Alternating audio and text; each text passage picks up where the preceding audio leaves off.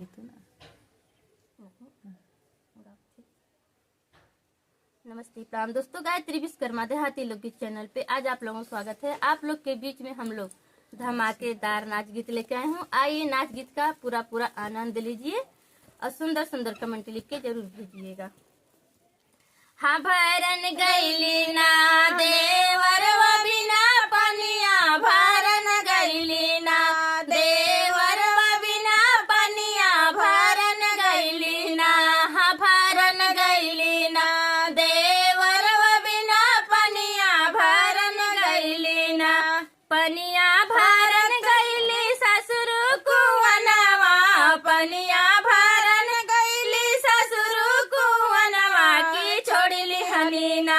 हाँ छोड़िली हनीना सासू मोरी गगरिया, जे छोड़िली हनीना सासू मोरी गगरिया, जे छोड़िली हनीना। मांगैले तिउना बहुर नैहर से गगरिया, मांगैले तिउना मांगैले तिउना बहुर नैहर से गगरिया, मांगैले तिउना। उफड़ पड़ैना सासू तोहरी गगरिया, उफड़ पड़ैना सासू तोहरी गगरिया, उफड़ पड़ैना। हाँ भरन गैली ना देवरवा बिना पनिया, भरन गैली ना। हाँ भरन गैली ना पियावा बिना पनिया, भरन गैली ना पियावा बिना पनिया, भरन गैली ना। पनिया भरन गैली भसुरु कुवनवा, पनिया भरन गैली भसुरु कुवनवा की छोड़िली हनीना।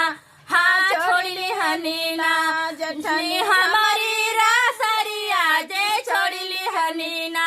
जेठनी हमारी रासरिया, जे छोड़िली हनीना। मांगैले तिउना हाँ मांगैले तिउना, छोटी नैहर से रासरिया, मांगैले तिउना। हाँ मांगैले तिउना छोटी नैहर से रासरिया, मांगैले तिउना।